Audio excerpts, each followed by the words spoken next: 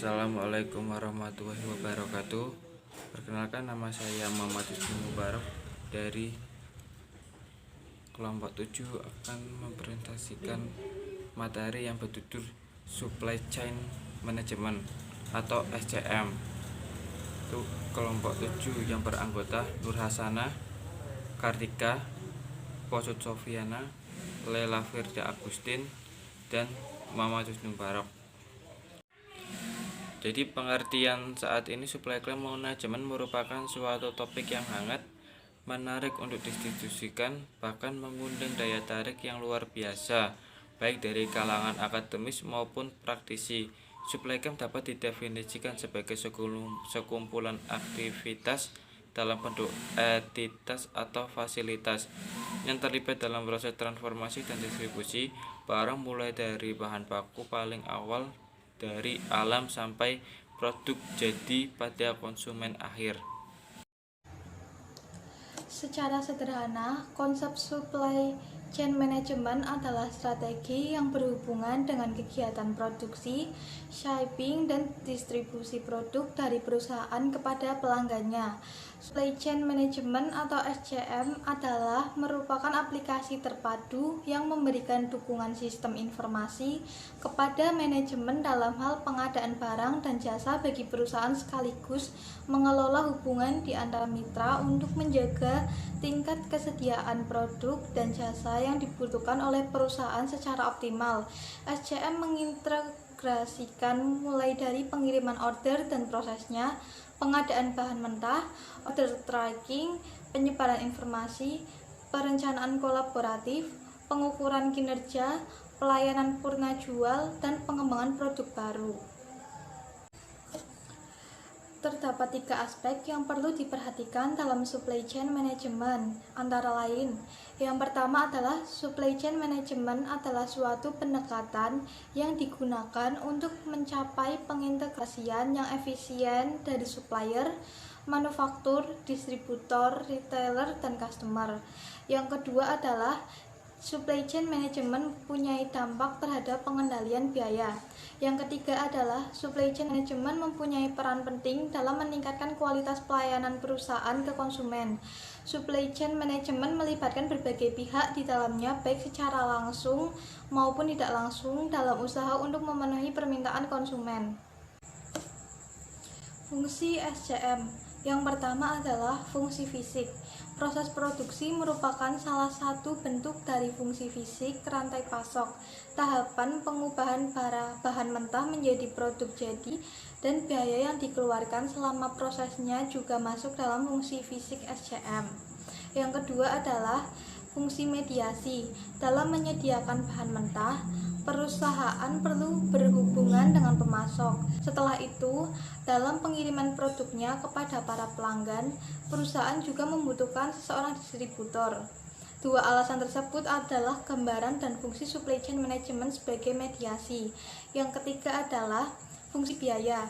Jika sebuah perusahaan mengatur jalannya rantai pasok, biaya yang berhubungan dengan riset pasar, desain produk, dan biaya operasionalisasi lainnya juga bisa dengan mudah dipantau dan ditinjau kembali. Tujuan supplier chain management. Tujuan utama dari supplier chain management adalah sebagai berikut. A. Mencapai biaya yang minimum dan tingkat pelayanan yang maksimum. Manajemen rantai pasokan atau supplier chain management mempertimbangkan segala fasilitas yang berpengaruh terhadap barang atau jasa yang dihasilkan dan biaya yang diperlukan dalam memenuhi kebutuhan konsumen. B. Memenuhi kebutuhan konsumen dan menghasilkan keuntungan.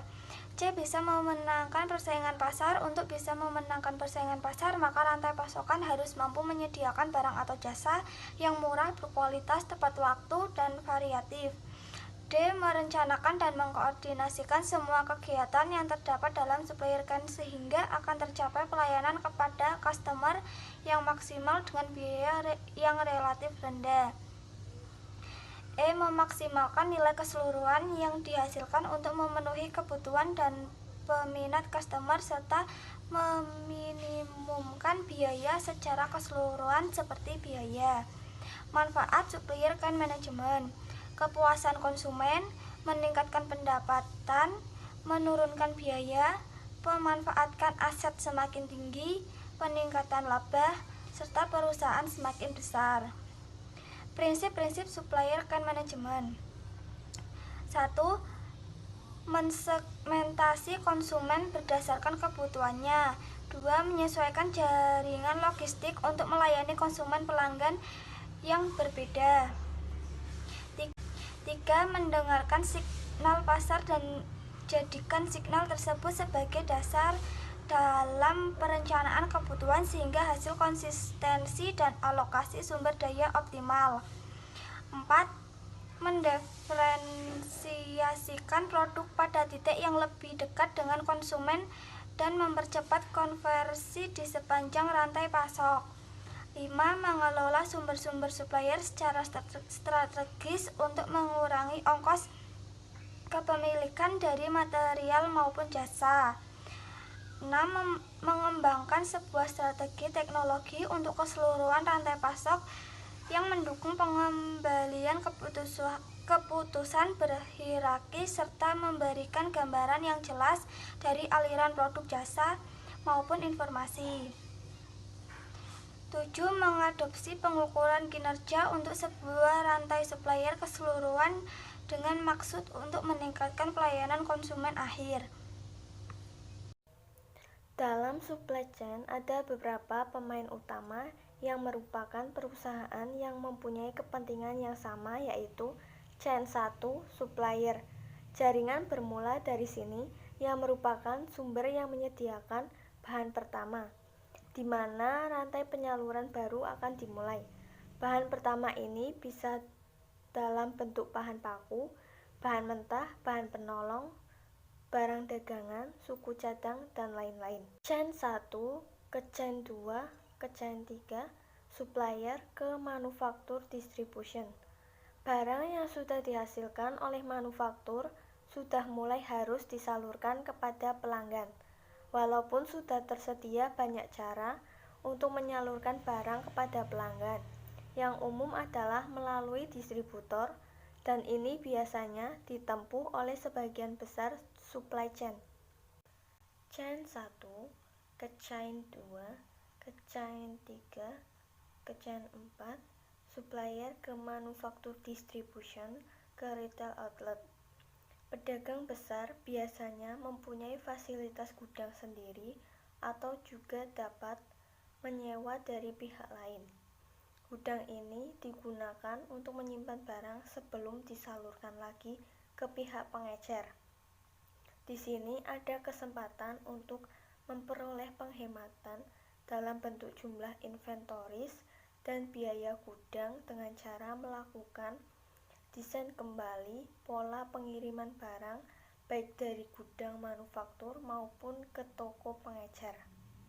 Chain 1 ke chain 2 ke chain 3 ke chain 4 ke chain 5, supplier ke manufaktur distribution ke retail outlet ke customer. Para pengecer atau retailer menawarkan barang langsung kepada para pelanggan atau pembeli atau pengguna barang langsung, yang termasuk retail outlet adalah toko kelontong, supermarket, warung-warung, dan lain-lain. Persyaratan penerapan supply chain management. Syarat utama dari penerapan supply chain management tentunya dukungan manajemen. Manajemen semua level dari strategi sampai operasional harus memberikan dukungan mulai dari proses perencanaan, pengorganisasian, koordinasi, pelaksanaan, sampai pengendalian. Selain dukungan manajemen, syarat lain merupakan syarat yang melibatkan faktor eksternal, yaitu pemasok dan distributor. Sebelum membangun komitmen dan melaksanakan kontrak kerja dengan para pemasok, maka perusahaan terlebih dahulu harus melaksanakan evaluasi pemasok.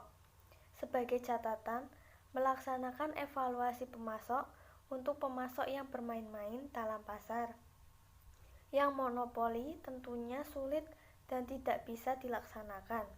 Sehingga yang perlu dilakukan untuk kondisi ini adalah membangun kemitraan dalam suatu kesepakatan.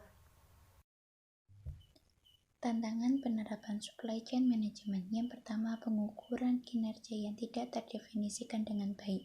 Setiap channel menentukan ukuran sendiri-sendiri dan tidak ada perhatian untuk membuat joint matrix yang mengukur kinerja rantai secara keseluruhan. Yang kedua, customer service tidak didefinisikan dengan jelas. Tidak ada pengukuran terhadap kelambatan respon dalam pelayanan dan sebagainya. Yang ketiga, status data pengiriman yang tidak akurat dan sering terlambat. Yang keempat, sistem informasi tidak efisien.